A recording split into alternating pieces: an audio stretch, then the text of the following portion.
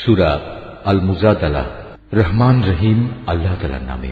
হে রাসূল, তার কথা আল্লাহ তাআলা যথার্থই শুনেছেন যে মহিলা তার স্বামীর ব্যাপারে তোমার সাথে বাদানুবাদ করছিল এবং নিজের অসুবিধার জন্য আল্লাহর কাছেই ফরিয়াদ করে যাচ্ছিল। আসলে আল্লাহ তাআলা তোমাদের উভয়ের কথাবার্তাই শুনছেন। নিঃসন্দেহে আল্লাহ তাআলা সবকিছু শুনেন এবং সবকিছু দেখেন। তোমাদের মধ্যে যারা তাদের মায়েদের শরীরের কোনো অংশের সাথে তুলনা করে নিজ স্ত্রীদের সাথে জেহার করে, তাদের জেনে রাখা উচিত তাদের স্ত্রীরা কিন্তু কখনো তাদের মা নয়। মা তো হচ্ছে তারা যারা তাদের জন্ম দিয়েছে। এ কাজ করে তারা অন্যায় ও মিথ্যা কথাই বলে। তারপরেও আল্লাহ তাআলা হচ্ছেন মানুষের গুনাহ মোচনকারী ও পরম ক্ষমাশীল। যারা এভাবে তাদের স্ত্রীদের সাথে জেহার করে অতঃপর অনুতপ্ত হয়ে যা কিছু বলে ফেলেছে তা থেকে ফিরে আসতে চায়, তাদের জন্য বিধান হচ্ছে তাদের একে অপরকে স্পর্শ করার পূর্বে একটি দাসের মুক্তি দান করতে হবে। এই বিধানের মাধ্যমে আল্লাহ তাআলা তোমাদের করণীয় বলে দিচ্ছেন, কেননা তোমরা যা করো আল্লাহ তাআলা সে সম্পর্কে ভালোভাবেই অবগত রয়েছেন। যে ব্যক্তি মুক্তি দানের জন্য কোনো দাস পাবে না, তার বিধান হচ্ছে তাদের একে অপরকে স্পর্শ করার আগে একাধারে 2 মাসের রোজা পালন করতে হবে। স্বাস্থ্যগত কারণে যে ব্যক্তি রোজা রাখার সামর্থ্য রাখবে না, তার বিধান হচ্ছে 60 জন মিসকিনকে পেট ভরে খাওয়ানো। এ বিধান এজন্যই তোমাদের দেয়া হচ্ছে যেন তোমরা আল্লাহ তাআলা ও তার রাসূলের উপর ঈমান আনো। মনে রাখবে, জিহারের ব্যাপারে এ হচ্ছে আল্লাহর নির্ধারিত সীমারেখা। যারা এই সীমা অস্বীকার করে তাদের জন্য রয়েছে মর্মন্তুদ শাস্তি। যারা আল্লাহ তাআলা ও তার রাসূলের বিরুদ্ধাচরণ করে তাদের তেমনি ভাবে অপদস্থ করা হবে যেমনি করে তাদের আগে বিদ্রোহী লোকদের অপদস্থ করা হয়েছিল। আমি তো আমার সুস্পষ্ট আয়াত নাজিল করে দিয়েছি। যারা এসব আয়াত অস্বীকার করে তাদের জন্য অবশ্যই অপমানকর শাস্তি থাকবে। যেদিন আল্লাহ তাআলা এদের সবাইকে পুনরায় জীবন দান করবেন, তখন তাদের সবাইকে তিনি বলে দেবেন তারা কি করে এসেছে। আল্লাহ তাআলা সে কর্মকাণ্ডের পুঙ্খানুপুঙ্খ হিসাব রেখেছেন, অথচ তারা নিজেরা সে কথা ভুলে গেছে। সেদিন আল্লাহ তাআলা নিজেই তাদের সব কয়টি কাজে সাক্ষ্য প্রদান করবেন। তুমি কি কখনো এটা অনুধাবন করো না যে আসমান সমূহ ও জমিনে যা কিছু আছে আল্লাহ তাআলা তা সবই জানেন? কখনো এমন হয় না যে 3 ব্যক্তির মধ্যে কোনো গোপন সলা পরামর্শ হয় এবং সেখানে চতুর্থ হিসেবে আল্লাহ তাআলা উপস্থিত থাকেন না, এবং 5 জনের মধ্যে কোনো গোপন পরামর্শ হয় না যেখানে ষষ্ঠ হিসেবে তিনি থাকেন না। এ সলা পরামর্শকারীদের সংখ্যা তার চাইতে কম হোক কিংবা বেশি, তারা যেখানেই থাক না কেন আল্লাহ তাআলা সব সময়ই তাদের সাথে আছেন। অতঃপর কিয়ামতের দিন আল্লাহ তাআলা তাদের সবাইকে বলে দেবেন তারা কি কাজ করে এসেছে। আল্লাহ তাআলা সর্ববিষয়ে সম্মুখ অবগত রয়েছেন। তুমি কি তাদের লক্ষ্য করনি যাদের আল্লাহ তাআলা ও তার রাসূল সম্পর্কে কোনো গোপন কানাঘুষা করতে নিষেধ করা হয়েছিল, কিন্তু তারা ঠিক তারই পুনরাবৃত্তি করল যা করতে তাদের বারণ করা হয়েছিল। তারা একে অপরের সাথে সুস্পষ্ট গুনাহের কাজ মাত্রাতিরিক্ত বাড়াবাড়ি ও রাসূলের নাফরমানির ব্যাপারে কানাঘুষা করতে লাগলো। অথচ এরা যখন তোমার সামনে আসে তখন তোমাকে এমন ভাবে অভিবাদন জানায় যা দিয়ে আল্লাহ তাআলাও তোমাকে অভিবাদন জানান না। আর এসব প্রতারণার সময় ওরা মনে মনে বলে, আমরা যা বলছি তার জন্য আল্লাহ তাআলা আমাদের কোনো প্রকার শাস্তি দিচ্ছেন না কেন? তুমি তাদের বলো, জাহান্নামই তাদের শাস্তির জন্যই যথেষ্ট। তার আগুনে পুড়ে তারা দগ্ধ হবে। কত নিকৃষ্ট হবে সেই বাসস্থান। হে ঈমানদার ব্যক্তিরা, তোমরা যখন একে অপরের সাথে গোপনে কোনো কথা বলো তখন কখনো কোনো পাপাচার, সীমালঙ্ঘন ও রাসূলের বিরোধিতা সম্পর্কিত কথা বলো না, বরং গোপনে কিছু বলতে গেলে সেখানে একে অপরকে ভালো কাজ ও আল্লাহকে ভয় করার কথাই বলো। সর্বোপরি সে সর্বময় ক্ষমতার মালিক আল্লাহকে ভয় করো, যার সামনে একদিন তোমাদের সবাইকে সমবেত করা হবে। আসলে এদের গোপন সলা পরামর্শ তো হচ্ছে একটা শয়তানি প্ররোচনা, যার একমাত্র উদ্দেশ্য হচ্ছে ঈমানদার লোকদের কষ্ট দেয়া। অথচ এরা জানে না আল্লাহ তাআলার ইচ্ছা ব্যতি রেখে তারা ঈমানদারদের বিন্দু মাত্র কোনো ক্ষতি সাধন করতে পারবে না। তাই ঈমানদারদের উচিত হামেশা আল্লাহর উপরই নির্ভর করা। হে ঈমানদার ব্যক্তিরা, যখন মজলিস সমূহে একটু নড়ে চড়ে জায়গা প্রশস্ত করে দিতে তোমাদের বলা হয় তখন তোমরা জায়গা প্রশস্ত করে দিও। তাহলে আল্লাহ তাআলাও তোমাদের জন্য জান্নাতে এভাবে জায়গা প্রশস্ত করে দেবেন। আবার কখনো যদি জায়গা ছেড়ে উঠে দাঁড়াতে বলা হয় তাহলে উঠে দাঁড়িয়ে যেও। তোমাদের মধ্যে যারা ঈমান এনেছে এবং যাদের আল্লাহর পক্ষ থেকে জ্ঞান দেয়া হয়েছে, আল্লাহ তাআলা অবশ্যই কিয়ামতের দিন তাদের মহামর্যাদা দান করবেন। তোমরা যা কিছু করো আল্লাহ তাআলা সে ব্যাপারে পূর্ণ খবর রাখেন। হে ঈমানদার ব্যক্তিরা, তোমরা যদি কখনো রাসূলের সাথে একাকী কোনো কথা বলতে চাও, তাহলে অপ্রয়োজনীয় কথাবার্তা নিয়ন্ত্রিত করার জন্য তোমরা কিছু দান সাদকা আদায় করে নেবে। এটা তোমাদের সবার জন্য মঙ্গলজনক। রাসূলের মজলিসের পরিবেশ ভালো রাখার একটি পবিত্রতম পন্থা। অবশ্য সাদকা আদায় করার মতো তোমরা যদি কিছু না পাও, তাহলে দুশ্চিন্তা করো না, কেননা আল্লাহ তাআলা ক্ষমাশীল ও পরম দয়ালু। তোমরা কি তোমাদের একাকী কথা বলার আগে সাদকা আদায় করার আদেশে ভয় পেয়ে গেলে? যদি তোমরা তা করতে না পারো এবং আল্লাহ তাআলা স্বীয় করুণা দ্বারা তোমাদের ক্ষমা করে দেন, তবে তোমরা নামাজ প্রতিষ্ঠা করতে থাকো, যাকাত আদায় করতে থাকো এবং সর্বকাজে সর্ববিষয়ে আল্লাহ তাআলা ও তার রাসূলের আনুগত্য করতে থাকো। তোমরা যা করছো আল্লাহ তাআলা অবশ্যই সে সম্পর্কে পূর্ণ ওয়াকিবহাল রয়েছেন। হে নবী, তুমি কি সেই সম্প্রদায়ের অবস্থা কখনো লক্ষ্য করনি যারা এমন জাতির সাথে বন্ধুত্ব পাতায় যাদের উপর আল্লাহ তাআলা অভিশাপ দিয়েছেন? এ সুযোগ সন্ধানী লোকেরা যেমন তোমাদের আপন নয়, তেমনি তারাও ওদের আপন নয়। এরা জেনে শুনে মিথ্যা শপথ করে বেড়ায়। আল্লাহ তাআলা তাদের জন্য জাহান্নামের কঠোর আযাব প্রস্তুত করে রেখেছেন। তারা যে কাজ করেছে তা ছিল জঘন্য অপরাধের কাজ।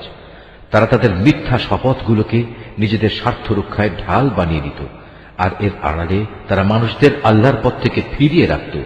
অতএব তাদের জন্য রয়েছে এক লাঞ্ছনাদায়ক শাস্তি। আল্লাহ তাআলার শাস্তির কাছ থেকে তাদের বাঁচানোর জন্য সেদিন তাদের ধন সম্পদ, সন্তান সন্ততি কোনোটাই কোনো কাজে আসবে না। তারা তো দোজখেরই বাসিন্দা, সেখানে তারা চিরকাল অবস্থান করবে। যেদিন আল্লাহ তাআলা তাদের সবাইকে পুনরুজ্জীবিত করবেন, আশ্চর্য, সেদিনও তারা তার সামনে এই মিথ্যা শপথ করে দায়িত্ব মুক্তির চেষ্টা করবে, যেমনি করে তারা আজ স্বার্থ সিদ্ধির জন্য তোমাদের সাথে মিথ্যা শপথ করছে। তারা ভাববে দুনিয়ার মতো সেখানেও বুঝি এর মাধ্যমে কিছু উপকার পাওয়া যাবে। হে রাসূল, তুমি এদের থেকে সাবধান থেকো, এরা মিথ্যাচারী। আসলে শয়তান এদের উপর পুরোপুরি প্রভাব বিস্তার করে নিয়েছে। শয়তান এদের আল্লাহর স্মরণ সম্পূর্ণ ভুলিয়ে দিয়েছে। এরা হচ্ছে শয়তানের দল। হে রাসূল, তুমি জেনে দেখো, শয়তানের দলের ধ্বংস অনিবার্য। যারা আল্লাহ তাআলা ও তার রাসূলের বিরুদ্ধাচরণ করে তারা অবশ্যই সেদিন চরম লাঞ্ছিতদের অন্তর্ভুক্ত হবে। আল্লাহ তাআলা তো এ সিদ্ধান্ত জানিয়ে দিয়েছেন যে আমি এবং আমার রাসূল অবশ্যই জয়ী হব। নিঃসন্দেহে আল্লাহ তাআলা শক্তিমান ও পরাক্রমশালী। হে রাসূল, আল্লাহ তাআলা ও তার রাসূলের উপর ঈমান এনেছে এমন কোন সম্প্রদায়কে তুমি কখনো পাবে না যে তারা এমন লোকদের ভালোবাসে যারা আল্লাহ তাআলা ও তার রাসূলের বিরুদ্ধাচরণ করে। যদি সে আল্লাহ বিরোধী লোকেরা তাদের পিতা, ছেলে, ভাই কিংবা নিজেদের জাতি গোত্রের লোকও হয়, তবুও নয়। এ আপসহীন ব্যক্তিরাই হচ্ছে সেসব লোক যাদের অন্তরে আল্লাহ তাআলা ঈমানের ফয়সালা এঁকে দিয়েছেন এবং নিজস্ব গায়বী মদদ দিয়ে তিনি এই দুনিয়ায় তাদের শক্তি বৃদ্ধি করেছেন। কিয়ামতের দিন তিনি তাদের এমন এক জান্নাতে প্রবেশ করাবেন যার তলদেশ দিয়ে ঝর্ণাধারা প্রবাহিত হবে। তারা সেখানে চিরকাল থাকবে। সর্বোপরি আল্লাহ তাআলা তাদের উপর প্রসন্ন হবেন এবং তারাও সেদিন তার উপর সন্তুষ্ট হবে। এরাই হচ্ছে আল্লাহ তাআলার নিজস্ব বাহিনী। আর হ্যাঁ, আল্লাহর বাহিনী শেষতক কামিয়াব হয়। সূরা আল হাশর। রহমান রহিম আল্লাহ তাআলার নামে। আসমান সমূহ ও জমিনে যা কিছু আছে তারা সবাই আল্লাহ তাআলার পবিত্রতা ও মাহাত্ম্য ঘোষণা করছে। আল্লাহ তাআলা মহাপরাক্রমশালী ও প্রজ্ঞাময়। তিনি হচ্ছেন সেই মহান সত্তা যিনি আহলে কিতাবদের মাঝে যারা আল্লাহকে অস্বীকার করেছে তাদের প্রথম নির্বাসনের দিনেই তাদের নিজ বাড়িঘর থেকে বের করে দিয়েছিলেন। অথচ তোমরা তো একথা কল্পনাও করনি যে ওরা কোনোদিন এ শহর থেকে বেরিয়ে যাবে। তারা নিজেরাও চিন্তা করেনি। তারা তো বরং ভেবেছিল তাদের দুর্ভেদ্য দুর্গগুলো তাদের আল্লাহ তাআলার বাহিনী থেকে বাঁচিয়ে দেবে। কিন্তু তাদের উপর এমন এক দিক থেকে আল্লাহর পাকড়াও এসে তাদের ধরে ফেলল যা ছিল তাদের কল্পনার বাইরে। আল্লাহ সে পাকড়াও তাদের অন্তরে প্রচন্ড ভীতির সঞ্চার করল। ফলে তারা নিজেদের হাত দিয়েই এবং কিছু কিছু ক্ষেত্রে মোমেনদের হাত দিয়ে নিজেদের বাড়িঘর ধ্বংস করে দিল। অতএব হে চক্ষুষ্মান ব্যক্তিরা, এদের নির্বাসনের ঘটনা থেকে তোমরা শিক্ষা গ্রহণ করো। যদি আল্লাহ তাআলা ওদের উপর নির্বাসিত করার সিদ্ধান্ত বসিয়ে না দিতেন, তাহলে আগের জাতিসমূহের মতো তিনি তাদের এ দুনিয়ায় রেখেই কঠোর শাস্তি দিতে পারতেন। অবশ্য তাদের জন্য পরকালে জাহান্নামের আগুন তো প্রস্তুত রয়েছেই। ওটা এজন্যই রাখা হয়েছে যে তারা আল্লাহ তাআলা ও তার রাসূলের সুস্পষ্ট বিরুদ্ধে আচরণ করেছিল। আর যে কেউই আল্লাহর বিরোধিতা করে তার জানা উচিত আল্লাহ তাআলা শাস্তি দানের ব্যাপারে অত্যন্ত কঠোর। এ সময় তোমরা যেসব খেজুর গাছ কেটে ফেলেছ এবং যেগুলো না কেটে তার মূলের উপর দাঁড়িয়ে থাকতে দিয়েছ তা অসঙ্গত ছিল না, বরং তা ছিল সম্পূর্ণ আল্লাহ তাআলার অনুমতিক্রমেই। আর আল্লাহ তাআলা অনুমতি এ কারণেই দিয়েছেন যেন তিনি এ দ্বারা নাফরমানদের অপমানিত করতে পারেন। এই ঘটনার ফলে আল্লাহ তাআলা যেসব ধন সম্পদ তাদের কাছ থেকে নিয়ে তার রাসূলকে দিয়েছেন তা ছিল তাঁরই একান্ত অনুগ্রহ। তোমরা তো এগুলো পাওয়ার জন্য কোনো ঘোড়ায় কিংবা উষ্ট্রে আরোহণ করে যুদ্ধ করনি। আসলে আল্লাহ তাআলা যার উপরই চান তার উপরেই তার রাসূলকে কর্তৃত্ব প্রদান করে থাকেন। আর আল্লাহ তাআলা সর্ববিষয়ের উপরই শক্তিমান। আল্লাহ তাআলা ধন সম্পদের যা কিছু সেই জনপদের মানুষদের কাছ থেকে নিয়ে তার রাসূলকে দিয়েছেন তা হচ্ছে আল্লাহর জন্য, রাসূলের জন্য, রাসূলের আত্মীয় স্বজন, এতিম মিসকিন ও পথচারীদের জন্য। সম্পদ তোমরা এমন ভাবে বন্টন করবে যেন তা কেবল তোমাদের সমাজের বিত্তশালী লোকদের মাঝেই আবর্তিত না হয়, এবং আল্লাহর রাসূল তোমাদের যা কিছু অনুমতি দেয় তা তোমরা গ্রহণ করো, এবং সে যা কিছু নিষেধ করে তা থেকে বিরত থাকো। আল্লাহ তাআলাকেই ভয় করো, অবশ্যই আল্লাহ তাআলা কঠোর শাস্তিদাতা। এ সম্পদ সেসব অভাবগ্রস্ত মুহাজিরদের জন্য যাদের আল্লাহর উপর ঈমানের কারণেই নিজেদের ভিটেমাটি ও সহায় সম্পদ থেকে উচ্ছেদ করে দেওয়া হয়েছে, অথচ এ লোকগুলো আল্লাহর অনুগ্রহ ও তার সন্তুষ্টি হাসিল করতে চায়। আল্লাহ তাআলা ও তার রাসূলের সাহায্য সহযোগিতায় তৎপর থাকে। মূলত এই লোকগুলোই হচ্ছে সত্যাশ্রয়ী। এ সম্পদে তাদেরও অংশ রয়েছে যারা মুহাজিরদের আগমনের আগ থেকেই এ জনপদকে নিজেদের নিবাস বানিয়েছিল, এবং যারা এদের আসার আগেই ঈমান এনেছিল। তারা ওদের অত্যন্ত ভালোবাসে যারা হিজরত করেছে। রাসূলের পক্ষ থেকে তাদের মুহাজির সাথীদের যা কিছু দেয়া হয়েছে সে ব্যাপারে তারা নিজেদের অন্তরে তার কোন রকমের প্রয়োজন অনুভব করে না। শুধু তাই নয়, তারা তাদের মুহাজির সাথীদের প্রয়োজনকে সর্বদাই নিজেদের প্রয়োজনের উপর অগ্রাধিকার দেয়, যদিও তাদের নিজেদেরও অনেক অভাবগ্রস্ততা রয়েছে। আসলে যাদের মানসিক কৃপণতা সংকীর্ণতা থেকে বাঁচিয়ে রাখা হয়েছে তারাই হচ্ছে সফলকাম। সে সম্পদ তাদের জন্য যারা তাদের মুহাজির ও আনসারদের পরে এসেছে। এরা সব সময় বলে, হে আমাদের মালিক, তুমি আমাদের মাফ করে দাও। আমাদের আগে আমাদের যে ভাইয়েরা ঈমান এনেছে তুমি তাদেরও মাফ করে দাও, এবং আমাদের মধ্যে যারা ঈমান এনেছে তাদের ব্যাপারে আমাদের মনে কোন রকম হিংসা বিদ্বেষ রেখো না। হে আমাদের মালিক, তুমি অনেক মেহেরবান ও পরম দয়ালু। হে রাসূল, তুমি কি সেসব মুনাফিকদের আচরণ লক্ষ্য করনি যারা তাদের কাফের আহলে কিতাব ভাইদের বলে, যদি তোমাদের কখনো এ জনপদ থেকে বের করে দেয়া হয় তবে আমরাও তোমাদের সাথে একাত্মতা দেখিয়ে এখান থেকে বেরিয়ে যাব, এবং তোমাদের স্বার্থের বেলায় আমরা কখনো অন্য কারো আনুগত্য করব না। আর তোমাদের সাথে যদি যুদ্ধ বাঁধিয়ে দেয়া হয় তাহলে আমরা অবশ্যই তোমাদের সাহায্য করব। কিন্তু আল্লাহ তাআলা নিজেই সাক্ষ্য দিচ্ছেন, এরা নিঃসন্দেহে কপট মিথ্যাবাদী। সত্য কথা হচ্ছে, যদি তাদের বের করেই দেয়া হয় তাহলে এরা কখনো তাদের সাথে বের হবে না। আবার যুদ্ধে আক্রান্ত হলে এরা তাদের কোনো প্রকার সাহায্যও করবে না। যদি এরা সাহায্য তাদের করেও তবু নিঃসন্দেহে এরা পৃষ্ঠ প্রদর্শন করবে। অতঃপর এ লোকদের আর কোনো উপায়ই কোনো সাহায্য করা হবে না। আসলে এদের অন্তরে আল্লাহর চাইতে তোমাদের ভয় বেশি বড় হয়ে বসে আছে। এর কারণ হচ্ছে এরা এমন একটি জাতি যারা আসল কথাই বুঝতে পারে না। এরা কখনো ঐক্যবদ্ধ হয়েও তোমাদের সাথে লড়াই করতে আসবে না। যদি করেও তা করবে অবশ্য কোনো সুরক্ষিত জনপদের ভেতরে বসে, অথবা নিরাপদ পাঁচিলের আড়ালে থেকে। আসলে তাদের নিজেদের পারস্পরিক শত্রুতা খুবই মারাত্মক। তুমি তো এদের মনে করো এরা ঐক্যবদ্ধ, কিন্তু মোটেই তা নয়। এদের অন্তর হচ্ছে শতধা বিচ্ছিন্ন, কেননা এরা হচ্ছে নির্বোধ সম্প্রদায়। এদের অবস্থাও সেই আগের লোকদের মতো যারা মাত্র কিছুদিন আগে নিজেদের কৃতকর্মের পরিণাম হিসেবে বিতাড়িত হবার শাস্তি ভোগ করেছে। তাছাড়া পরকালেও এদের জন্য কঠিন আযাব রয়েছে। এদের আরেকটি তুলনা হচ্ছে শয়তানের মতো। শয়তান এসে যখন মানুষদের বলে, প্রথমে আল্লাহকে অস্বীকার করো, অতঃপর সত্যি যখন সে আল্লাহকে অস্বীকার করে তখন মুহূর্তেই সে বোল পাল্টে ফেলে এবং বলে, আমার সাথে তোমার কোনো সম্পর্ক নেই, আমি নিজেও সৃষ্টি লোকের মালিক আল্লাহ তাআলাকে ভয় করি। অতঃপর শয়তান ও তার অনুসারী এই দুজনের পরিণাম হবে জাহান্নাম। সেখানে তারা চিরদিন থাকবে। আর এটাই হচ্ছে জালেমদের শাস্তি। হে মানুষ, তোমরা যারা ঈমান এনেছ, আল্লাহ তাআলাকে ভয় করো। তোমাদের প্রত্যেকেরই উচিত ভালো করে লক্ষ্য করা যে আগামীকাল আল্লাহর সামনে পেশ করার জন্য সে কি আমলনামা পেশ করতে যাচ্ছে। তোমরা আল্লাহকে ভয় করতে থাকো। অবশ্যই তোমরা যা কিছু করছো আল্লাহ তাআলা তার পূর্ণাঙ্গ খবর রাখেন। তোমরা তাদের মতো হও না যারা দুনিয়ার ফাঁদে পড়ে আল্লাহকে ভুলে গেছে এবং এর ফলে আল্লাহ তাআলাও তাদের নিজ নিজ অবস্থা ভুলিয়ে দিয়েছেন। আসলে এরা হচ্ছে আল্লাহর নাফরমান। জাহান্নামের অধিবাসী ও জান্নাতের অধিবাসীরা কখনো এক হতে পারে না। জান্নাতবাসীরা অবশ্যই সফলকাম। আমি যদি এ কোরআন কোনো পাহাড়ের উপর নাজিল করতাম, তাহলে তুমি অবশ্যই তাকে দেখতে কিভাবে তা বিনীত হয়ে আল্লাহর ভয়ে বিদীর্ণ হয়ে পড়ে। আমি এসব উদাহরণ মানুষের জন্য এ কারণেই বর্ণনা করছি যেন তারা কোরআনের মর্যাদা সম্পর্কে চিন্তা ভাবনা করতে পারে। তিনি আল্লাহ তাআলা, তিনি ছাড়া কোনো মাবুদ নেই। দেখা অদেখা সব কিছুই তাঁর জানা। তিনি দয়াময়, তিনি করুণাময়। তিনি আল্লাহ তাআলা, তিনি ছাড়া কোনো মাবুদ নেই। তিনি রাজাধিরাজ, তিনি পূত পবিত্র, তিনি শান্তিদাতা, তিনি বিধায়ক, তিনি রক্ষক, তিনি পরাক্রমশালী, তিনি প্রবল, তিনি মহাত্মের একক অধিকারী।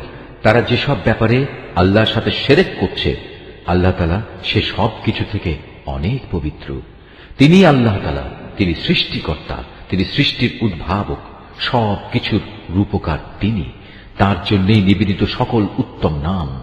আকাশমণ্ডলী ও পৃথিবীতে যেখানে যা কিছু আছে তার সবকিছু তাঁরই পবিত্রতা ও মহিমা ঘোষণা করছে।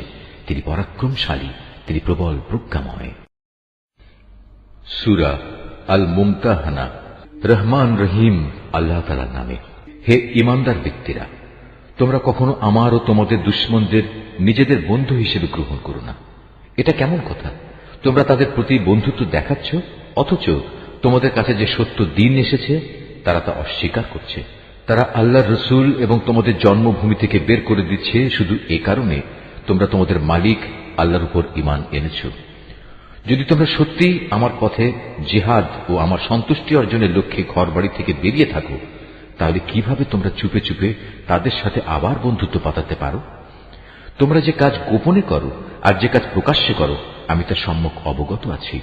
তোমাদের মধ্যে যদি কেউ দুশমনদের সাথে গোপনে বন্ধুত্ব গড়ার এ কাজটি করে, তাহলে বুঝতে হবে সে দিনের সরল পথ থেকে বিচ্যুত হয়ে গেছে।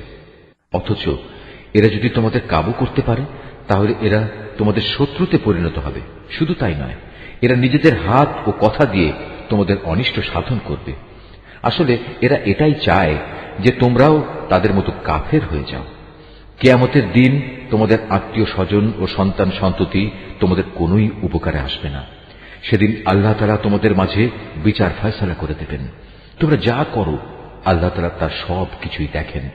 তোমাদের জন্য ইব্রাহিম ও তার অনুসারীদের ঘটনার মাঝে রয়েছে অনুকরণযোগ্য আদর্শ।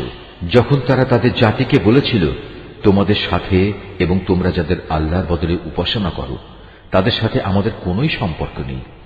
আমরা তোমাদের এসব দেবতাদের অস্বীকার করি। আমাদের ও তোমাদের মাঝে এখন থেকে চিরদিনের জন্য এক শত্রুতা ও বিদ্বেষ শুরু হয়ে গেল, যতদিন তোমরা আল্লাহ তাআলাকে মাবুদ বলে স্বীকার না করবে। কিন্তু এ ব্যাপারে ইব্রাহিমের পিতার উদ্দেশ্যে বলা এই কথাটি ব্যতিক্রম। যখন সে বলেছিল, আমি তোমার জন্য আল্লাহর দরবারে অবশ্যই ক্ষমা প্রার্থনা করব। অবশ্য আল্লাহর কাছ থেকে ক্ষমা আদায় করার আমার কোন এখতিয়ার নেই। ইব্রাহিম ও তার অনুসারীরা বলল, হে আমাদের মালিক, আমরা তো কেবল তোমার উপর ভরসা করেছি এবং আমরা তোমার দিকেই ফিরে এসেছি এবং আমাদের তো তোমার দিকেই ফিরে যেতে হবে। হে আমাদের মালিক, তুমি আমাদের জীবনকে কাফেরদের নিপীড়নের নিশানা বানিও না। হে আমাদের মালিক, তুমি আমাদের গুনাহখাতা মাফ করে দাও। অবশ্যই তুমি পরাক্রমশালী ও পরম কুশলী।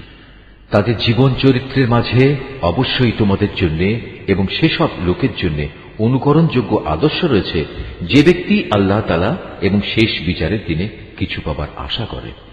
আর যদি কেউ আল্লাহ তাআলা থেকে মুখ ফিরিয়ে নেয়, সে যেন জেনে রাখে আল্লাহ তাআলা কারো মুখাপেক্ষী নন এবং তিনি সকল প্রশংসার মালিক।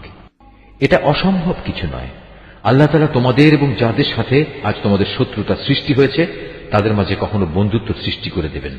আল্লাহ তাআলা তো সবই করতে পারেন। আল্লাহ তাআলা ক্ষমাশীল ও পরম দয়ালু। যারা দ্বীনের ব্যাপারে তোমাদের বিরুদ্ধে যুদ্ধ করেনি এবং কখনো তোমাদের নিজেদের বাড়িঘর থেকেও বের করে দেয়নি, তাদের প্রতি দয়া দেখাতে ও তাদের সাথে ন্যায় আচরণ করতে আল্লাহ তাআলা কখনো নিষেধ করেন না। অবশ্যই আল্লাহ তাআলা ন্যায়পরায়ণদের ভালোবাসেন।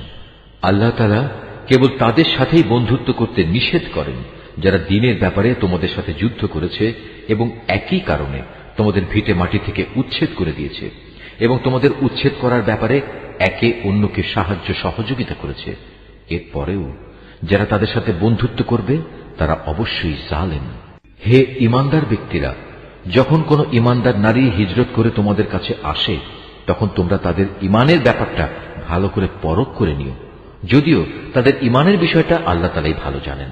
অতঃপর একবার যদি তোমরা জানতে পারো তারা আসলেই ঈমানদার, তাহলে কোনো অবস্থায় তাদের তোমরা কাফেরদের কাছে ফেরত পাঠাবে না, কারণ যারা ঈমানদার নারী তারা তাদের কাফের স্বামীদের জন্য আর কোনো অবস্থায় হালাল নয়, এবং যারা কাফের তারাও তাদের ঈমানদার স্ত্রীদের জন্য হালাল নয়। তবে এমন হলে তোমরা তাদের আগের স্বামীদের দেয়া মোহরানার অংশ ফেরত দিয়ে দিও। অতঃপর তোমরা কেউ যদি তাদের বিয়ে করো তাহলে এতে তোমাদের কোনো গুনাহ হবে না। অবশ্য তোমাদের এজন্য তাদের মোহর আদায় করে দিতে হবে। একইভাবে তোমরাও কাফের নারীদের সাথে দাম্পত্য সম্পর্ক বজায় রেখো না। এক্ষেত্রে তোমরা তাদের যে মোহর দিয়েছ তা তাদের থেকে চেয়ে নাও। একই নিয়মে যারা কাফের স্বামী তারা তাদের মুসলমান স্ত্রীদের যে মোহর দিয়েছে তাও ফেরত চেয়ে নেবে। এটাই হচ্ছে আল্লাহর বিধান। এভাবেই তিনি তোমাদের মাঝে এ বিষয়টির ফয়সালা করে দিয়েছেন। আর আল্লাহ তাআলা মহাজ্ঞানী ও পরম কুশলী। তোমাদের স্ত্রীদের মধ্যে কেউ যদি তোমাদের হাতছাড়া হয়ে কাফেরদের কাছে চলে যায়, পরে যখন সুযোগ আসবে তখন যারা তাদের হাতছাড়া হয়ে গেছে তাদের তারা যে পরিমাণ মোহর দিয়েছে তোমরাও তার সমপরিমাণ মোহর আদায় করে দেবে। তোমরা সে আল্লাহ তাআলাকে ভয় করো যার উপর তোমরা ঈমান এনেছ। হে নবী, যখন কোন ঈমানদার নারী তোমার কাছে আসবে এবং এই বলে তোমার কাছে আনুগত্যের শপথ করবে তারা আল্লাহর সাথে কাউকে শরীক করবে না, চুরি করবে না, ব্যভিচার করবে না, নিজেদের সন্তানদের হত্যা করবে না, নিজ হাত ও নিজ পায়ের মাঝখান সংক্রান্ত বিষয় তথা অন্যের ঔরসজাত সন্তানকে নিজের স্বামীর বলে দাবি করার মারাত্মক অভিযোগে অভিযুক্ত হয়ে আসবে না এবং কোন সৎ কাজে তোমার নাফরমানি করবে না, তাহলে তুমি তাদের আনুগত্য গ্রহণ করো এবং তাদের আগের কার্যকলাপের জন্য আল্লাহর কাছে ক্ষমা প্রার্থনা করো। আল্লাহ তাআলা অবশ্যই ক্ষমাশীল ও পরম দয়ালু। হে ঈমানদার ব্যক্তিরা, আল্লাহ তাআলা যে জাতির উপর গজব দিয়েছেন তাদের সাথে বন্ধুত্ব করো না। তারা তো শেষ বিচারের দিন সম্পর্কে সেভাবেই নিরাশ হয়ে পড়েছে যেমনি ভাবে কাফেররা তাদের কবরের সাথীদের ব্যাপারে হতাশ হয়ে গেছে। সূরা আস-সাফ। রহমান রহিম আল্লাহ তাআলার নামে। আসমান সমূহ ও জমিনে যা কিছু আছে তা সবই আল্লাহর পবিত্রতা ও মাহাত্ম্য ঘোষণা করে। তিনি মহাপরাক্রমশালী ও প্রবল প্রজ্ঞাময়। হে ঈমানদার ব্যক্তিরা, তোমরা এমন সব কথা বলো কেন যা তোমরা নিজেরা করো না? আল্লাহর কাছে এটা অত্যন্ত অপছন্দনীয় কাজ যে তোমরা এমন সব কথা বলে বেড়াবে যা তোমরা করবে না। আল্লাহ তাআলা তাদের বেশি পছন্দ করেন যারা তার পথে এমন ভাবে সারিবদ্ধ হয়ে লড়াই করে যেন তারা এক সীসা ঢালা সুদৃঢ় প্রাচীর। মুসার ঘটনা স্মরণ করো। যখন মুসা নিজের জাতিকে বলেছিল, হে আমার জাতি, তোমরা কেন আমাকে কষ্ট দিচ্ছ, অথচ তোমরা একথা জানো আমি তোমাদের কাছে আল্লাহর পক্ষ থেকে পাঠানো একজন রসুল। অতঃপর লোকেরা যখন বাঁকা পথে চলতে আরম্ভ করল তখন আল্লাহ তাআলাও তাদের মন বাঁকা করে দিলেন। আল্লাহ তাআলা কখনো নাফরমান লোকদের সঠিক পথের দিশা দেন না। স্মরণ করো ঈসার কথা।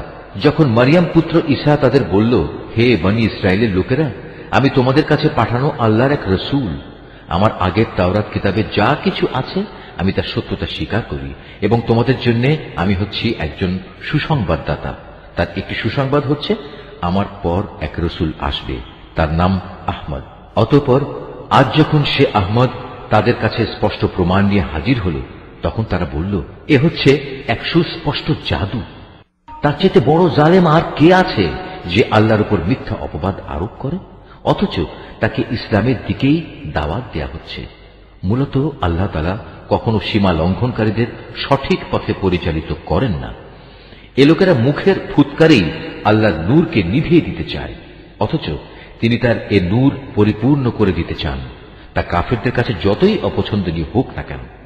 তিনি তার রসুলকে একটি স্পষ্ট পথ নির্দেশ ও সঠিক জীবন বিধান দিয়ে প্রেরণ করেছেন, যেন সে রসুল একে দুনিয়ার প্রচলিত সব কয়টি জীবন ব্যবস্থার উপর বিজয়ী করে দিতে পারে, তা মুশরিকদের কাছে যতই অপছন্দনীয় হোক না কেন। হে ইমানদার ব্যক্তিরা, আমি কি তোমাদের এমন একটি লাভজনক ব্যবসার সন্ধান দেব যা তোমাদের মহাবিচারের দিন কঠোর আযাব থেকে বাঁচিয়ে দেবে? হ্যাঁ, সে ব্যবসাটি হচ্ছে তোমরা আল্লাহ তাআলা ও তার রসুলের উপর ঈমান আনবে এবং আল্লাহর দ্বীন প্রতিষ্ঠার পথে তোমাদের জান ও মাল দিয়ে জিহাদ করবে। এটাই হচ্ছে তোমাদের জন্য মঙ্গল, যদি তোমরা কথাটা বুঝতে পারো।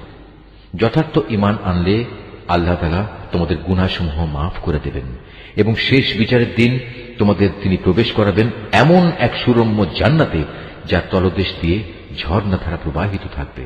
সর্বোপরি তিনি তোমাদের আরো প্রবেশ করাবেন জান্নাতের স্থায়ী নিবাস স্থলের সুন্দর ঘরসমূহে। আর এটাই হচ্ছে সবচেয়ে বড় সাফল্য।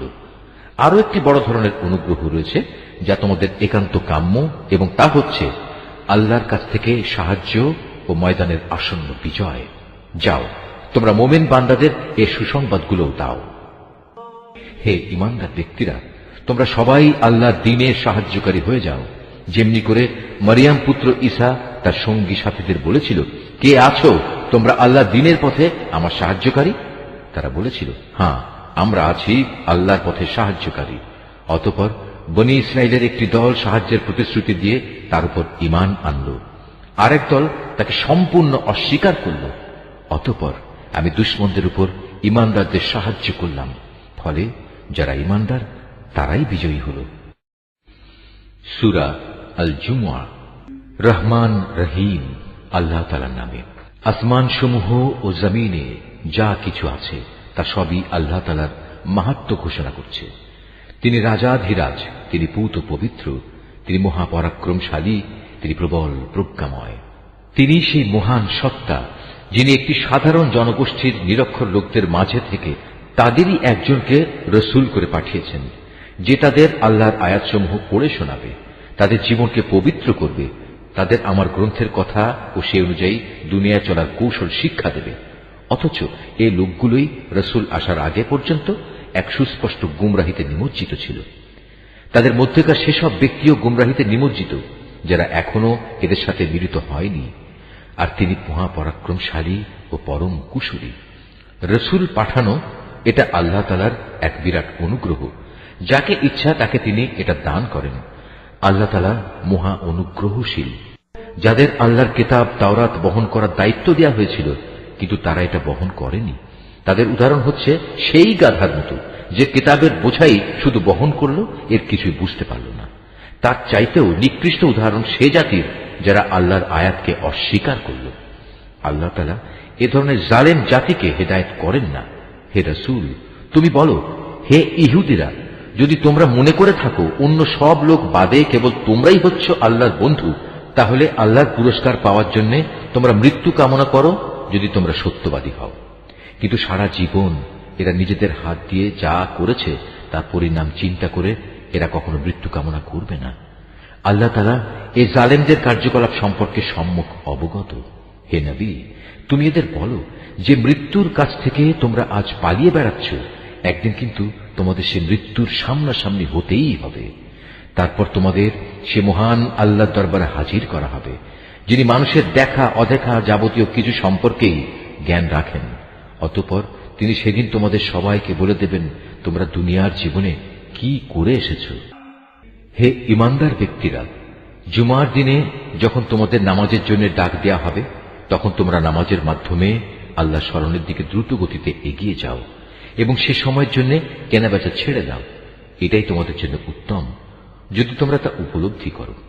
অতঃপর যখন জুমার নামাজ শেষ হয়ে যাবে, তখন তোমরা কাজকর্মে পৃথিবীতে ছড়িয়ে পড়ো এবং আল্লাহর অনুগ্রহ তালাশ করো আর আল্লাহকে বেশি বেশি স্মরণ করো। আশা করা যায় তোমরা সাফল্য লাভ করতে পারবে।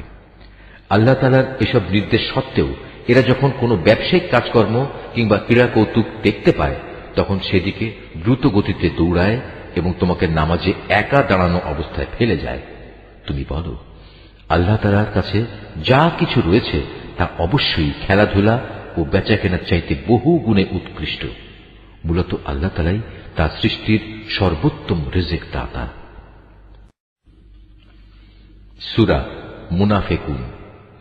রহমান রহিম আল্লাহ তাআলার নামে। যখন মুনাফিকরা তোমার কাছে আসে তখন তারা বলে, হে মুহাম্মদ, আমরা সাক্ষ্য দিচ্ছি তুমি নিশ্চয়ই আল্লাহর রাসূল। হ্যাঁ, অবশ্যই আল্লাহ তাআলা জানেন তুমি অবশ্যই তার রাসূল। কিন্তু আল্লাহ তাআলা সাক্ষ্য দিচ্ছেন মুনাফিকরা হচ্ছে মিথ্যাবাদী। এরা তাদের এ শপথকে স্বার্থ উদ্ধারের একটা ঢাল বানিয়ে রেখেছে এবং তারা এভাবেই মানুষদের আল্লাহর পথ থেকে ফিরিয়ে রাখে। কত নিকৃষ্ট ধরনের কার্যকলাপ যা এরা করে যাচ্ছে। এটা এ কারণেই এরা ঈমান আনার পর কুফরি অবলম্বন করেছে, ফলে ওদের মনের উপর সিল মেরে দেয়া হয়েছে। ওরা আসলে কিছুই বুঝতে পারছে না। তুমি যখন তাদের দিকে তাকাবে তখন তাদের বাইরের দেহাবয়ব তোমাকে খুশি করে দেবে, আবার যখন তারা তোমার সাথে কথা বলবে তখন তুমি আগ্রহ ভরে তাদের কথা শুনবেও। কিন্তু তারা ও তাদের সেই দেহের উদাহরণ হচ্ছে যেমন দেয়ালে ঠেকানো কতিপয় নিষ্প্রাণ কাঠের টুকরো। শুধু তাই নয়, তারা এত ভীত সন্ত্রস্ত থাকে যে প্রতিটি বড় আওয়াজকেই তারা মনে করে তাদের উপর বুঝি এটা বড় বিপদ। এরাই হচ্ছে তোমাদের আসল দুশমন। এদের থেকে তোমরা হুঁশিয়ার থেকো। আল্লাহর মার তো তাদের জন্যেই কোথায় কোথায় এদিক সেদিক এরা বিভ্রান্ত হয়ে ঘুরছে। এদের যখন বলা হয় তোমরা আসো আল্লাহর রসুলের কাছে, তাহলে আল্লাহর রসুল তোমাদের জন্য আল্লাহর কাছে ক্ষমা প্রার্থনা করবেন। তখন এরা অবজ্ঞা ভরে মাথা ঘুরিয়ে নেয় এবং তুমি এও দেখতে পাবে তারা অহংকারের সাথে তোমাকে এড়িয়ে চলে। আসলে তুমি এদের জন্য ক্ষমা প্রার্থনা করো কিংবা না করো, এ দুটোই তাদের জন্য সমান। কারণ আল্লাহ তাআলা কখনোই তাদের ক্ষমা করবেন না। আল্লাহ তাআলা কখনো কোন নাফরমান জাতিকে হেদায়েত দান করেন না। এরা হচ্ছে সেসব লোক যারা আনসারদের বলে, রসুলের মুহাজির সাথীদের জন্য তোমরা কোন রকম অর্থ ব্যয় করো না, তাহলে আর্থিক সংকটের কারণে এরা রসুলের কাছ থেকে সরে পড়বে। অথচ এরা জানে না আসমান সমূহ ও জমিনের সমুদায় ধনভাণ্ডার তো আল্লাহ তাআলারই।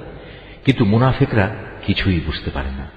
তারা বলে, আমরা মদিনায় ফিরে গেলে সেখানকার সবল দলটি মুসলমানদের দুর্বল দলটিকে সে শহর থেকে অবশ্যই বের করে দেবে। আসলে যাবতীয় শক্তি সম্মান তো আল্লাহ তাআলা, তার রসূল ও তার অনুসারী মুমিনদের জন্য। কিন্তু মুনাফিকরা এই কথাটা জানে না। হে ঈমানদার ব্যক্তিরা, তোমাদের ঐশ্বর্য ও সন্তানাদি যেন কখনো তোমাদের আল্লাহ স্মরণ থেকে উদাসীন না করে দেয়। কেননা যারা এ কাজ করবে তারা চরম ক্ষতিগ্রস্ত হবে। আমি তোমাদের যা কিছু অর্থ সম্পদ দিয়েছি তা থেকে তোমরা আল্লাহর পথে ব্যয় করো তোমাদের কারো মৃত্যু আসার আগেই। কেননা সামনে মৃত্যু এসে দাঁড়ালে সে বলবে, হে আমার মালিক, তুমি যদি আমাকে আরো কিছু কালের অবকাশ দিতে তাহলে আমি তোমার পথে দান করতাম এবং এভাবেই আমি তোমার নেক বান্দাদের দলে সামিল হয়ে যেতাম। কিন্তু কারো আল্লাহ নির্ধারিত সময় যখন এসে যাবে তখন আল্লাহ তাআলা আর তাকে এক মুহূর্ত অবকাশ দেবেন না। তোমরা দুনিয়ার জীবনে যা কিছু করছো আল্লাহ তাআলা সে সম্পর্কে পুরোপুরি অবহিত রয়েছেন। সূরা আত-তাগাবুন। রহমান রহিম আল্লাহ তাআলার নামে। আসমান সমূহ ও জমিনে যা কিছু আছে তা সবই আল্লাহ তাআলার পবিত্রতা ঘোষণা করছে। যাবতীয় সার্বভৌমত্ব যেমন তাঁর জন্য, তেমনি যাবতীয় প্রশংসাও তাঁর জন্য। তিনি সকল কিছুর উপর প্রবল ক্ষমতাবান। তিনি তোমাদের সবাইকে সৃষ্টি করেছেন। এরপর তোমাদের কিছু লোক মোমেন হল, আবার কিছু লোক কাফের থেকে গেল। আসলে তোমরা যা কিছু করো আল্লাহ তাআলা সব কিছুই দেখেন। তিনি আকাশমণ্ডলীয় পৃথিবী সঠিকভাবে সৃষ্টি করেছেন। অতঃপর তোমাদের তিনি মানুষের আকৃতি দিয়েছেন, তাও আবার অতি সুন্দর করে তিনি তোমাদের আকৃতি দিয়েছেন। তার কাছেই তোমাদের আবার ফিরে যেতে হবে। আকাশমণ্ডলীয় পৃথিবীতে যা কিছু আছে তা তিনি জানেন। তিনি জানেন তোমরা যা কিছু গোপন করো আর যা কিছু প্রকাশ করো। এমনকি আল্লাহ তাআলা তোমাদের মনের কথাও জানেন। তোমাদের কাছে কি সেসব লোকের খোঁজ খবর কিছুই পৌঁছেনি যারা এর আগে বিভিন্ন নবীর সময়ে কুফরি করেছিল? অতঃপর তারা দুনিয়াতেই নিজেদের কর্মফল ভোগ করে নিয়েছে। পরকালেও তাদের জন্য কঠোর যন্ত্রণাদায়ক আযাব রয়েছে।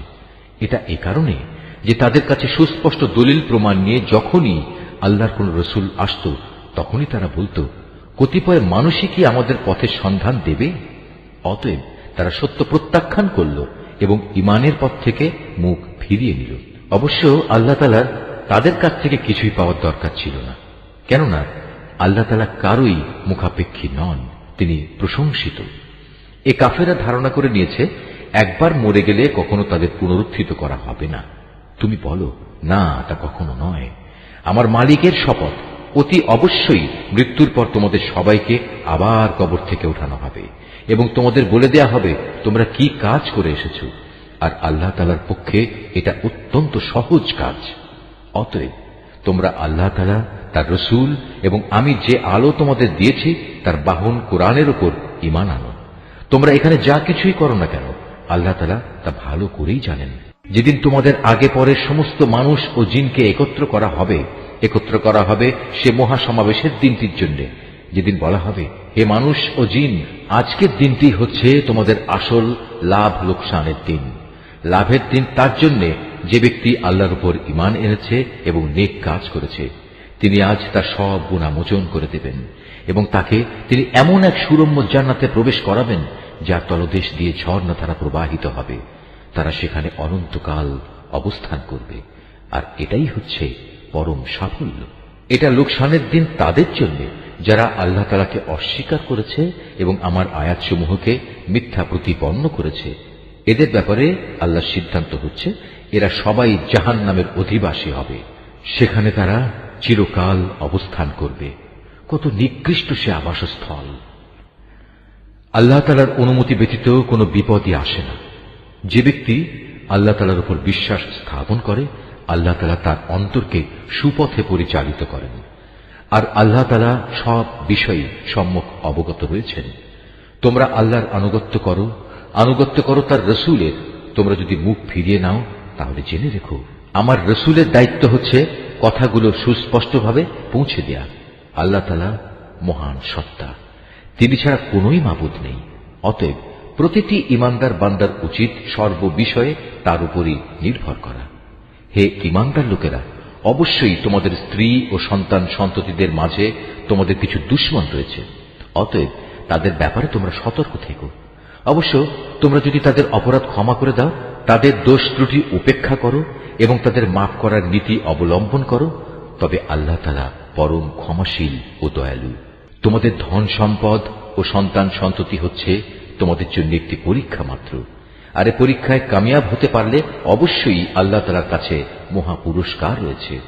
অতএব তোমরা সাধ্য মোতাবেক আল্লাহ তাআলাকে ভয় করো। তোমরা রসুলের আদেশ শোনো এবং তার কথা মতো চলো। আল্লাহ দেয়া ধন সম্পদ থেকে তারই উদ্দেশ্যে খরচ করো। এতে তোমাদের নিজেদের জন্যই কল্যাণ রয়েছে। যে ব্যক্তিকে তার মনের লোভ লালসা থেকে রেহাই দেয়া হয়েছে সে এবং তার মতো লোকেরাই সত্যিকার অর্থে সফলকাম। যদি তোমরা আল্লাহ তাআলাকে ঋণ দাও, উত্তম ঋণ, তাহলে কিয়ামতের দিন তিনি তা বহুগুণ বাড়িয়ে দেবেন এবং তিনি তোমাদের গুনাহ খাতা মাফ করে দেবেন। আল্লাহ তাআলা বড়ই গুণগ্রাহী এবং পরম ধৈর্যশীল। দেখা অদেখা সবকিছুই তিনি জানেন। তিনি পরাক্রমশালী, প্রজ্ঞাময়। সূরা আত-তালাক। রহমান রহিম আল্লাহ তাআলার নামে। হে নবী, তোমার সাথীদের বলো, যখন তোমরা তোমাদের স্ত্রীদের তালাক দাও বা দিতে ইচ্ছা করো, তখন তাদের ইদ্যতের অপেক্ষার সময়টুকুর প্রতি লক্ষ্য রেখে তালাক দিও। ইদ্যতের যথার্থ হিসাব রেখো এবং এ ব্যাপারে আল্লাহ তাআলাকে ভয় করো। যিনি তোমাদের মালিক প্রভু, ইদ্যতের সময় কোনো অবস্থায় তাদের নিজেদের বসত বাড়ি থেকে বের করে দিও না। এ সময় তারা নিজেরাও যেন তাদের ঘর থেকে বের হয়ে না যায়। তবে যদি তারা কোনো জঘন্য অশ্লীলতার কাজে লিপ্ত হয় তাহলে তা ভিন্ন কথা।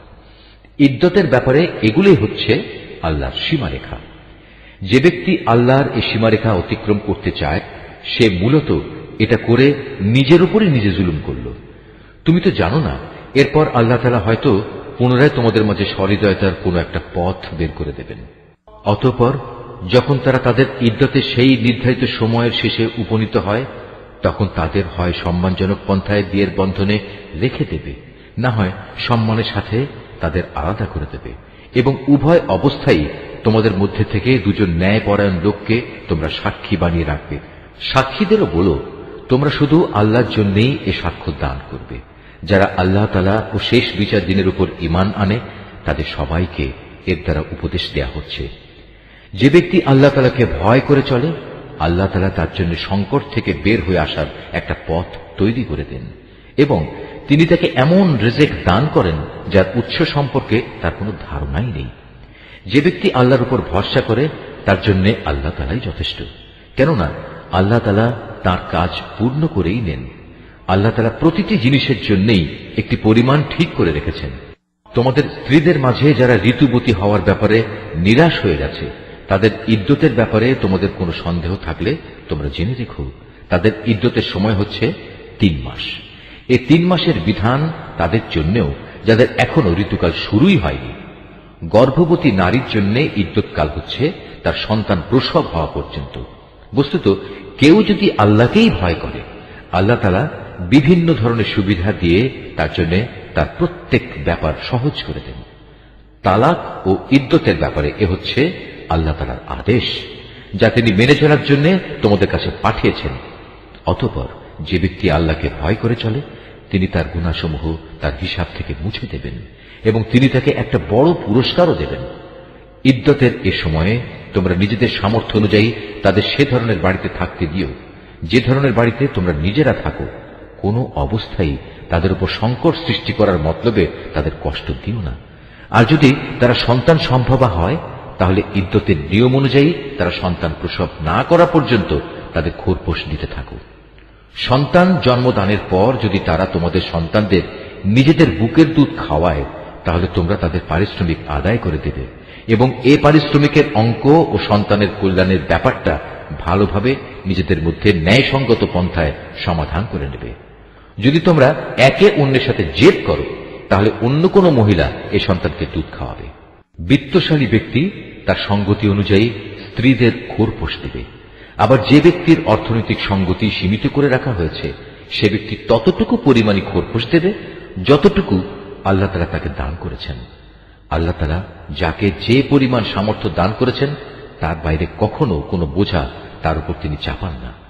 আল্লাহর উপর নির্ভর করলে আল্লাহ তাআলা তাকে অচিরেই অভাব অনটনের পর সচ্ছলতা দান করতে পারেন। কত জনপদের মানুষেরাই তো নিজেদের মালিক ও তার রাসূলের নির্দেশের বিরুদ্ধে বিদ্রোহ করেছিল। অতঃপর আমি তাদের কাছ থেকে সেজন্য কঠোর হিসাব আদায় করে নিয়েছি এবং আমি ওদের কঠোর শাস্তি দিয়েছি।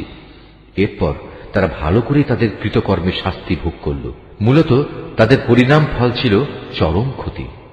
আল্লাহ তাআলা পরকালে তাদের জন্য এক কঠিন আযাব প্রস্তুত করে রেখেছেন। অতএব হে মানুষ, যারা জ্ঞান সম্পন্ন, যারা আল্লাহ তাআলার উপর ঈমান এনেছ, তোমরা আল্লাহকে ভয় করো।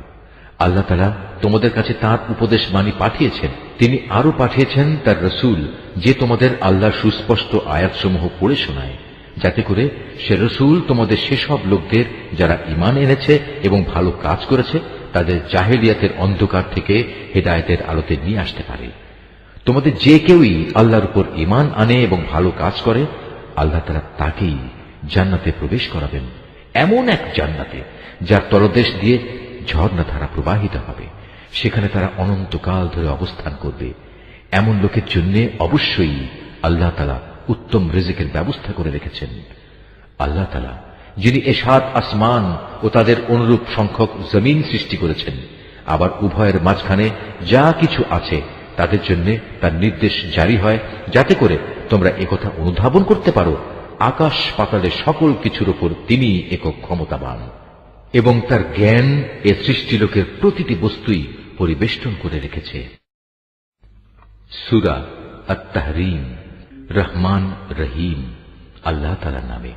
হে নবী, আল্লাহ তাআলা তোমার জন্য যা হালাল করেছেন তা তুমি কসম করে নিজের উপর কেন হারাম করছো? তুমি কি এর মাধ্যমে তোমার স্ত্রীদের খুশি করতে চাও? তেমন কিছু হলে আল্লাহর কাছে ক্ষমা প্রার্থনা করো, কারণ আল্লাহ তাআলা ক্ষমার আধার ও পরম দয়ালু। আল্লাহ তাআলা তো তোমাদের শপথ থেকে রেহাই পাওয়ার জন্য কাফফারার একটা পথ নির্ধারণ করে দিয়েছেন। মূলত আল্লাহ তাআলাই হচ্ছেন তোমাদের একমাত্র সহায়। তিনি সর্বজ্ঞ, তিনি প্রজ্ঞাময়। যখন আল্লাহ নবী তার স্ত্রীদের একজনকে একান্ত চুপিসারে কিছু একটা কথা বলল এবং সে তা অন্যের কাছে প্রকাশ করে দিল, আল্লাহ তাআলা তার এই বিষয়টা নবীকে ওহীর মাধ্যমে জানিয়ে দিলেন। তখন রাসূল কিছু কথা গোপনীয়তা প্রকাশকারী স্ত্রীকে জানিয়ে দিল, আবার কিছু কথা এড়িয়েও গেল।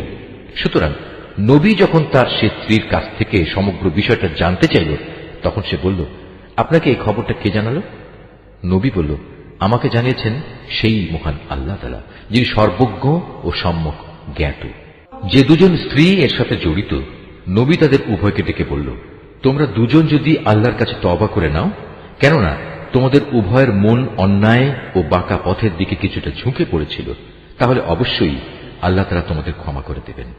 আর যদি তোমরা উভয়ে তার বিরুদ্ধে একে অপরের পৃষ্ঠপোষকতা করো, তাহলে জেনে রাখো আল্লাহ তাআলাই তার নবীর সহায়। তাছাড়াও তার সাথে রয়েছে জিব্রাইল ফেরেশতা ও নেককার মুসলমানদের দল। এরপরেও আল্লাহ সমগ্র ফেরেশতাকুল তার সাহায্য করতে এগিয়ে আসবে। আজ নবী যদি তোমাদের তালাক দিয়ে দেয়, তাহলে তার মালিক তোমাদের বদলে এমন সব স্ত্রী তাকে দিতে পারেন যারা তোমাদের চাইতে হবে উত্তম, যারা হবে আত্মসমর্পণকারী, বিশ্বস্ত, ফরমাবরদার, অনুশোচনাকারী, অনুগত, রোজাদার। হতে পারে তারা কুমারী, হতে পারে অকুমারী। হে ঈমানদার লোকেরা, তোমরা নিজেদের ও নিজেদের পরিবার পরিজনদের জাহান্নামের সেই কঠিন আগুন থেকে বাঁচাও, যার জ্বালানি হবে মানুষ আর পাথর। সে জাহান্নামের প্রহরা যাদের উপর অর্পিত, সেসব ফেরেশতা সবাই হচ্ছে নির্মম ও কঠোর। তারা দণ্ডাদেশ জারি করার ব্যাপারে আল্লাহর কোনো আদেশই অমান্য করবে না। তারা তাই করবে যা তাদের করার জন্য আদেশ করা হবে। সেদিন অস্বীকারীদের তারা বলবে, হে কাফেররা, আজ তোমরা দোষ ছাড়ানোর জন্য কোন রকম অজুহাত তালাশ করো না। আজ তোমাদের সেই বিনিময়ই দেয়া হবে যা তোমরা দুনিয়ায় করে এসেছ। হে ঈমানদার ব্যক্তিরা, তোমরা নিজেদের গুনাহ খাতার জন্য আল্লাহর দরবারে তওবা করো, একান্ত খাঁটি তওবা। আশা করা যায় এর ফলে তোমাদের মালিক আল্লাহ তাআলা তোমাদের গুনাহসমূহ ক্ষমা করে দেবেন এবং এর বিনিময়ে পরকালে তিনি তোমাদের প্রবেশ করাবেন এমন সুরম্য জান্নাতে, যার তলদেশ দিয়ে প্রবাহিত হবে সুপেয় ঝর্ণাধারা। সেদিন আল্লাহ তাআলা তার নবী এবং তার সাথী ঈমানদারদের অপমানিত করবেন না। সেদিন তাদের ঈমানের জ্যোতি তাদের সামনে ও তাদের ডান পাশ দিয়ে বিচ্ছুরিত হয়ে এমন ভাবে ধাবমান হবে যে সর্বদিক থেকেই তাদের এ আলো পর্যবেক্ষণ করা যাবে। তারা বলবে, হে আমাদের মালিক, আমাদের জন্য আমাদের ঈমানের জ্যোতিকে জান্নাতের জ্যোতি দিয়ে তুমি পূর্ণ করে দাও, তুমি আমাদের ক্ষমা করে দাও। অবশ্যই তুমি সব কিছুর উপর একক ক্ষমতাবান। হে নবী, তুমি কাফের ও মুনাফিকদের বিরুদ্ধে জিহাদ ঘোষণা করো এবং তাদের ব্যাপারে কঠোরতা অবলম্বন করো, কেননা তাদের ঠিকানা হচ্ছে জাহান্নাম, আর তা হচ্ছে এক নিকৃষ্ট নিবাস। আল্লাহ তাআলা কাফেরদের জন্য নূহ ও লূতের স্ত্রীদের উদাহরণ পেশ করছেন। তারা দুজনেই ছিল আমার দুজন নেক বান্দার স্ত্রী, কিন্তু তারা উভয়ই সে দুজন বান্দার সাথে বিশ্বাসঘাতকতা করেছে। অতএব আল্লাহর আযাব থেকে তারা কোনো ক্রমেই এদের বাঁচাতে পারল না, বরং তাদের ব্যাপারে আল্লাহর হুকুম ঘোষিত হল, তোমরা আজ প্রবেশ করো জাহান্নামের আগুনে। যারা এখানে প্রবেশের উপযুক্ত তাদের সবার সাথে। একইভাবে আল্লাহ তাআলা মুমিনদের জন্য ফেরাউনের স্ত্রীকে অনুকরণযোগ্য এক উদাহরণ হিসেবে পেশ করেন। সে প্রার্থনা করেছিল, হে মালিক, জান্নাতে তোমার পাশে তুমি আমার জন্য একখানা ঘর বানিয়ে দিও, আর দুনিয়ার এ ঘরেও তুমি আমাকে ফেরাউন ও তার যাবতীয় কর্মকাণ্ড থেকে বাঁচিয়ে রেখো। তুমি আমাকে উদ্ধার করো এ জালেম সম্প্রদায়ের যাবতীয় অনাচার থেকে। আল্লাহ তাআলা মুমিনদের জন্য আরো দৃষ্টান্ত পেশ করেছেন ইমরানের মেয়ে মারিয়ামের, যে আজীবন তার সতীত্ব রক্ষা করেছে। অতঃপর একদিন আমি আমার সৃষ্ট রূহগুলো থেকে একটি রূহ তাতে ফুঁকে দিলাম। সে তার মালিকের কথা ও তার প্রেরিত কেতাব সমূহের উপর পুরোপুরি বিশ্বাস স্থাপন করেছে। সত্যি সে ছিল আমার একান্ত অনুগত বান্দাদেরই একজন। নিশ্চয়ই আল্লাহ যা বলেছেন সত্য বলেছেন।